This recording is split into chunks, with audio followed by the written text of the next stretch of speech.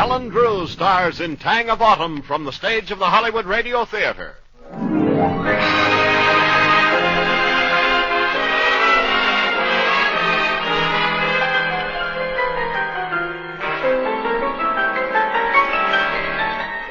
The Hollywood Radio Theater is happy to present the lovely and talented star of motion pictures, Ellen Drew, in the delightful comedy Tang of Autumn, produced by C.P. McGregor.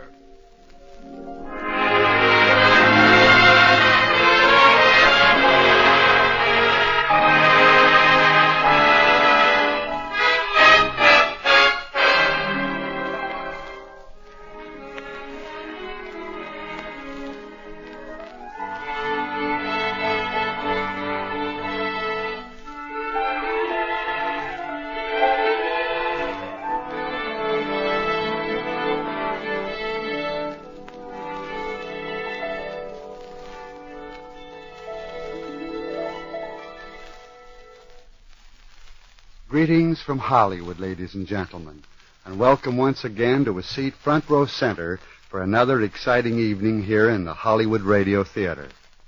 The name of Drew has long been a famous one in the theater, and having chosen it as her professional name, our star tonight, Miss Ellen Drew, proceeded to give this traditionally great name of the theater modern impetus in the motion pictures. You'll remember Miss Drew for many splendid performances, most recently in the two Paramount pictures, Dark Mountain and The Imposter. Last year, Miss Drew went overseas in a convoy to entertain our troops in England and to be with her husband, Major Cy Bartlett.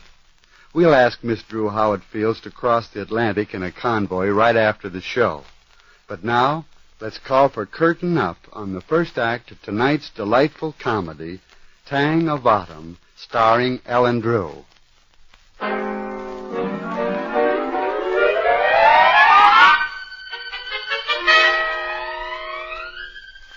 Our scene, the exceedingly private offices of the firm of Blatz, Blitz, and Blutz, ladies' clothiers. Mr. Blutz, senior partner, is waiting at his desk as a very attractive young lady enters. You sent for me, Mr. Blutz? Oh, yes, Miss Sterling. Do sit down, Miss Sterling. Is there anything wrong, Mr. Blutz? What? No, not at all, my dear, not at all. Quite the contrary, in fact.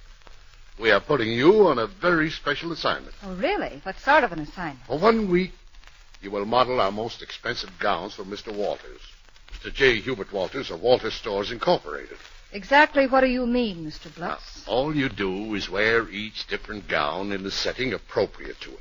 For instance, during the cocktail hour, you will wear our dry martini number.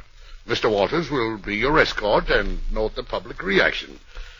And I may add, if that reaction is favorable... You mean, Mr. Blutz, I'm to go out with this stranger? Don't misunderstand, Miss Sterling. Blotz, Blitz, and Blutz would never ask an employee of their firm to run the slightest moral risk. Mr. Walters has no vices. He must be very old. Miss Sterling, age is of no consequences. Mr. J. Hubert Walters is a customer and a gentleman. Besides, there's the matter of your commission. Sold. One Sally Sterling to a customer and a gentleman for a commission. Why, Miss Sterling. I'm sorry, Mr. Blutz, but you must excuse me if I'm not crazy with joy. You see, all my life I've prayed for a week just like this. 1 week out of life when I had nothing to do but be glamorous. Wear the clothes I've always wanted to wear and go the places I've always wanted to go. And now, thanks to Blitz, Blatz, and Blutz, I'm going to, on a commission basis and with a man who has no vice. Miss Sterling!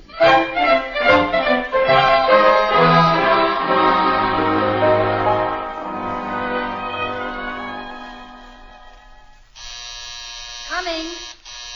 I'd have known he'd be on time. How do you do? Oh! Miss Sterling? Why, yes. You're not by any chance Mr. Walters. I am. I hope I'm not late. Oh, no, you're not late. In fact, you're on time, but... But what, Miss Sterling? Well, I thought you were quite old. Instead, you're... Oh, dear. Miss Sterling, we might as well be frank with each other from the beginning. This is strictly a business arrangement. Well, whatever you say, Mr. Walters. But just one moment. I must get my little black book. Your little black book? Yes. You see, I am a businesswoman, too. I must make the proper entries, you know. From 5 p.m. till 7 p.m., modeling dry martini number for Walters Store Incorporated. I am ready, Mr. Walters.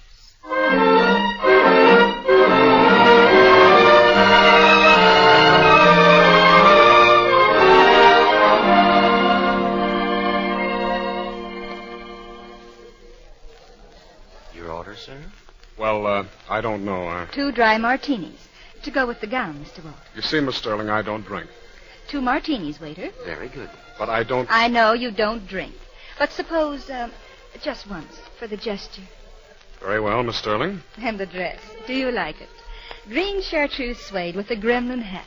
A tricorn with a jaunty feather. Well, I don't think I've seen a dress quite like that. What is a gremlin hat? You've never heard of a gremlin? Mr. Walters, I'm surprised at you. Look, here on my lapel. This is a gremlin. Oh, a little man. Strange little man. Yes, and the buttons are widgets. A baby gremlin. Your martini, sir? Miss Sterling, if I didn't know better, I'd say you'd already had your martini. Oh, but surely you know about the gremlins.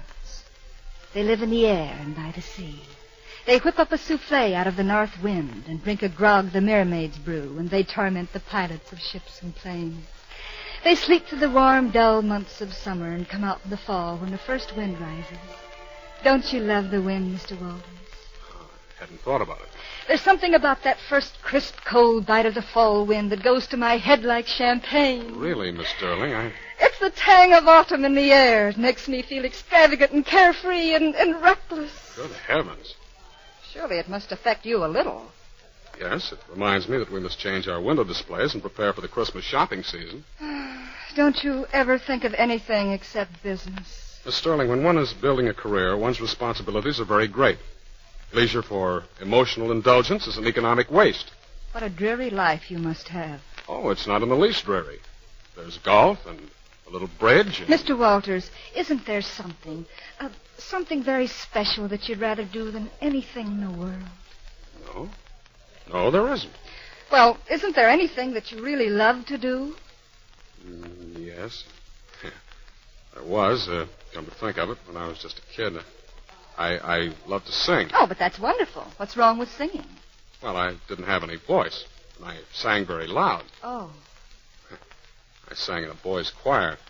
My father had given a rose window to the church, so they had to ask me. Yes. And, well, that first Sunday I sang in chapel, I was so happy I just let loose. Of course. Sang my fool head off. The choir stopped, the organ stopped, but I went right on, singing louder, all by myself, and all off key. Oh, how lovely of you. And suddenly people laughed. They roared with laughter. I stopped then, of course, and I never sang again. Oh, what a shame. Yes, I can understand. You were afraid people might laugh at you again. Yes. Mr. Walters, I'm so glad you told me that. You know, I believe you are human after all. Miss Sterling. I'm sorry, I didn't mean to say that. Well, it's quite all right. I understand. It's almost 7 o'clock, Miss Sterling. I don't want to keep you after hours. My check, please, waiter. Mr. Walters, please don't be angry. I assure you I'm not in the least angry, Miss Sterling. I'm afraid I've been guilty of sentimentality. That's unforgivable. Shall I call you a cab, Miss Sterling? Don't bother. I'm quite used to going home from work in the subway. Miss Sterling. Good night, Mr. Walters. Good night.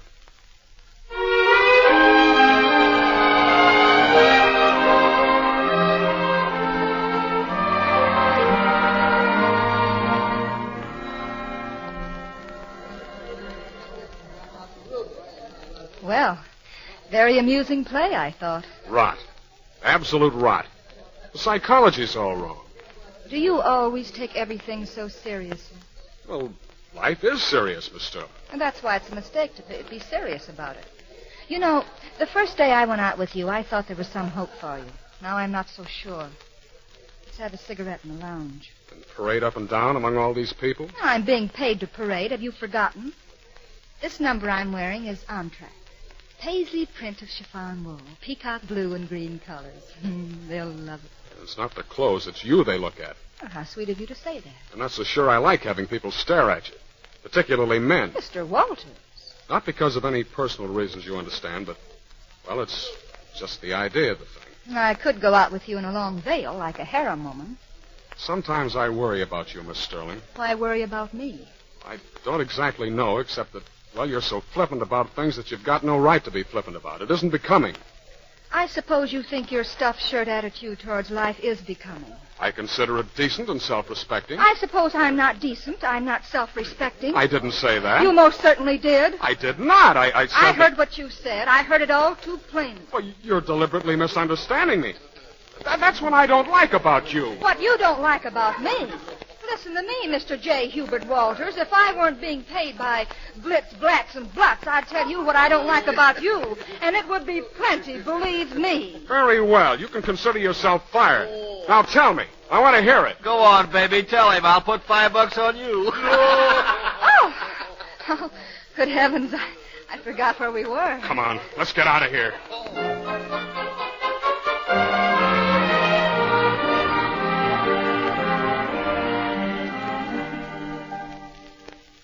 Miss Sterling, I'm not only surprised, I'm astounded. At what? Your behavior, Miss Sterling.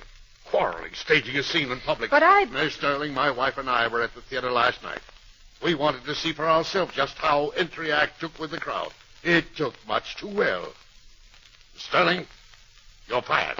But Mr. Blutz, it was Mr. Walters. Mr. Walters is a gentleman and a customer.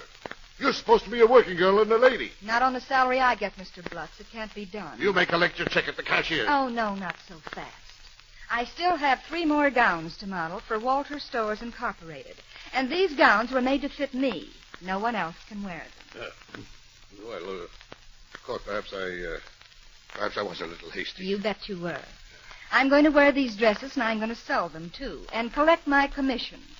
So until Saturday night at 12 midnight, I'm still an employee of Blatz, Blitz, and Blutz. But not one moment after that hour, Miss Sterling. And by the way, Mr. Blutz, I'm not so sure, but what Mr. Walters' interest in me goes somewhat beyond the limits of mere business. Miss Sterling. Oh, don't misunderstand me, Mr. Blutz. His conduct is, unfortunately, above reproach.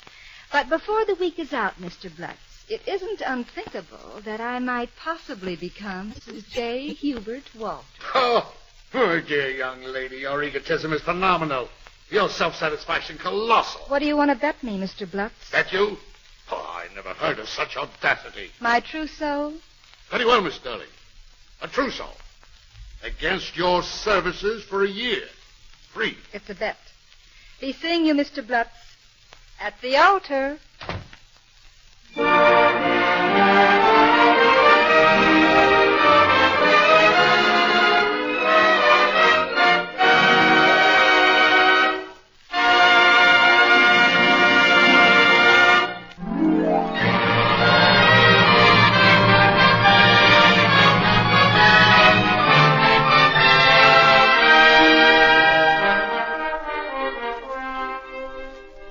Time, the next afternoon. Scene, the races, with Miss Sally Sterling smartly dressed as usual in a Blitz, Blats, and Blutz ensemble known as Photo Finish. Moving up. He's into the stretch. Hubert, he's won! He's won! Good heavens, Hubert, why don't you say something? We won. Well, I can't think of anything to say. You're absolutely white. Don't tell me you're going to faint. I don't know. I never gambled before. Gosh. It's fun. Of course it is, if you don't overdo it. Sally, there's something I want to ask you. Yes, Hubert. What is it? It's about, it's about I love you. Oh. Oh, Hubert. I knew it. I sensed it all the time. But why didn't you say so in the first place? Well, because it doesn't run until the 4th race. You mean it's a horse? Well, of course. What did you think I meant? Nothing. Nothing at all. Goodbye, Mr. Walters. Sally! Sally, come back here. Oh, my gosh. Sally! Sally!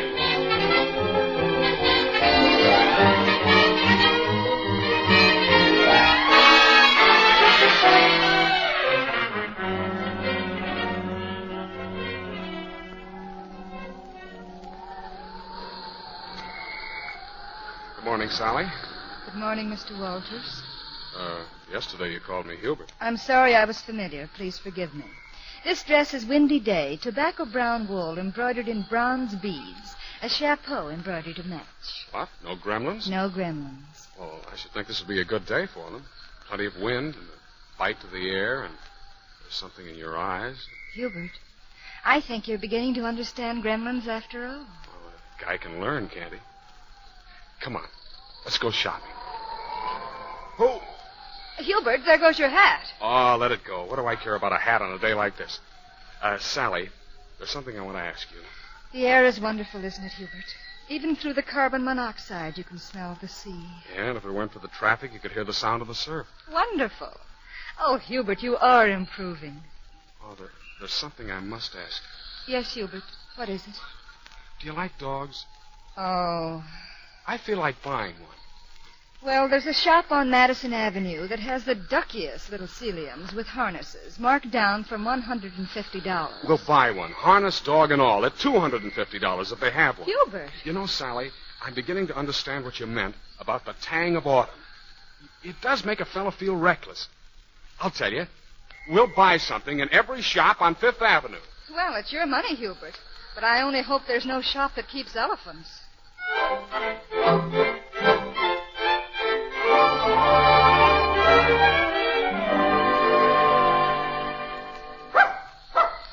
Quiet, Forsyth.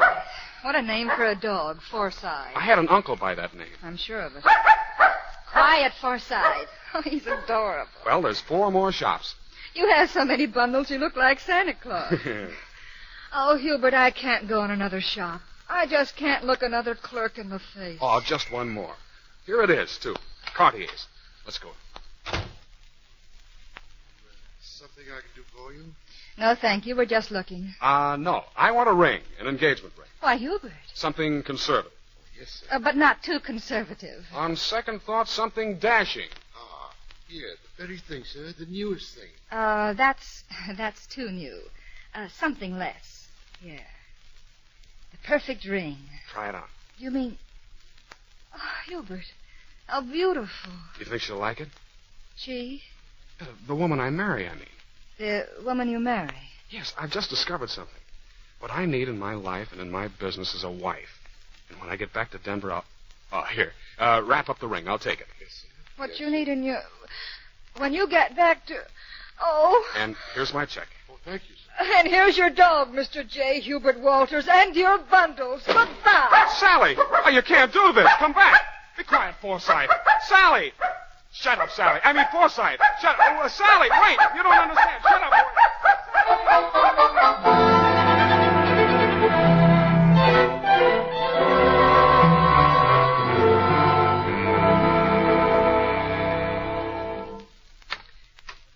Good morning, Mr. Blutz.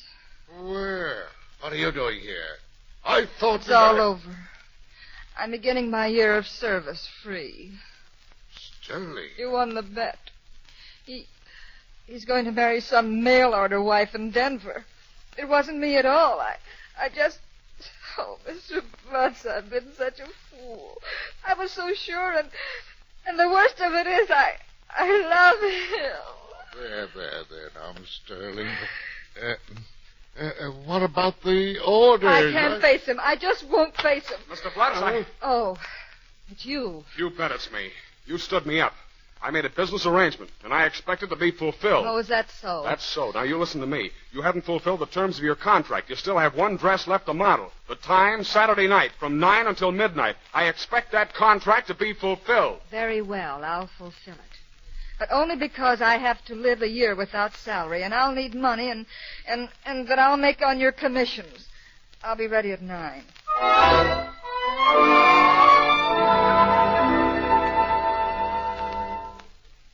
Beautiful place, the Rainbow Room. Pretty high, though. I mean, 65 stories is a lot of building. If anything should happen. I wouldn't worry. Nothing will ever happen to you. Look, about yesterday. How many copies do you think you'll want of this mop? Geranium red taffeta. I hope it pleases you. Miss Sterling, I've been thinking. It's a splendid habit, Mr. Walters. and one that you seem to have cultivated to the exclusion of everything else. I've come to a very important decision. Really? Oh, hello. Who did you speak to? Oh, a man. Well, I wish you'd pay some attention to me. I have something I want to ask you. You want to bet on another horse? No, I want to... Well, what I've been trying to say is, will you marry me? Of course, Mr. Walters. Anything... What did you say? Well, if you'd stop ogling all the men in this room and pay attention to me for a minute... I'm not ogling all the men in the room. Well, you're ogling one of them. And I've seen him someplace before, too. And I don't like him. I'm not sure I care whether you like him or not. He has nice eyes and nice teeth, and he seems to be lonely. And my work is over at 12 o'clock, and I don't... He's the man in the theater lobby. That's right. Isn't he adorable? He's obnoxious. And if he smiles at you once again, I'll smash his face in. Well, it's hardly his fault. I smiled at him first. Well, I can't very well smash your face in. Not at the salary I'm earning at Blitz, Blatz, and Blutz. Or was earning. I've asked you to marry me, and as my wife... Why don't you pick up a wife in Denver like you planned? You'd save railroad fare. But I didn't plan to. Will you stop smiling at that man? My smiles are my own, Mr. Walters, to dispose of in my own way. I shall smile at whom I please. Now he's proposing a toast. How charming.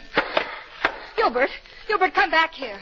My good man, you're entirely too familiar with the lady I'm escorting. In the future, I'd advise you to mind your manners. Well, if the lady is bored with you and chooses to smile at me, I can't see it's any of your business. It happens that it is my business. She's going to be my wife. Oh, yeah? Gilbert, why didn't you say so in the first place? Because you didn't give me a chance. Now will you marry me? Yes! Police!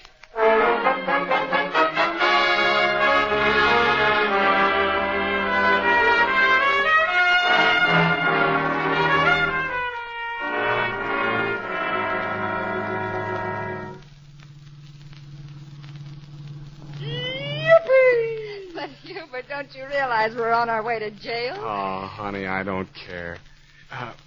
What did you say when I asked you to marry me? You crazy idiot. What do you think I said? Yes.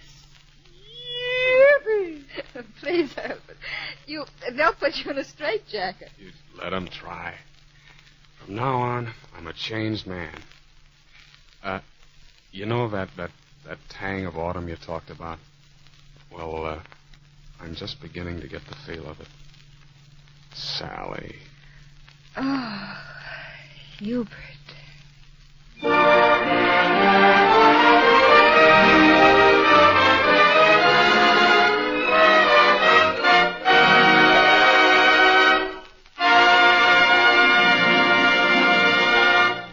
And so the curtain falls on the last act of Tang of Autumn, starring Ellen Drew. In just a moment, I'll be back with our star.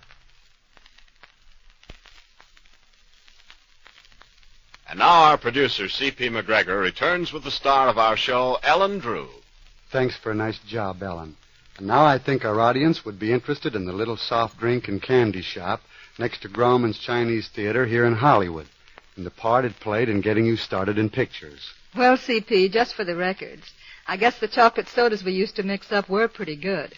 At any rate, one day William Demarest, the agent, came in and said, "Would you like to be in pictures?" And I said, "Well, I guess so." And the next thing I knew, I had an audition at Paramount and a contract. And you've done a wonderful job, Ellen, following right in the path of the many famous footprints set in the four-corded Graumans.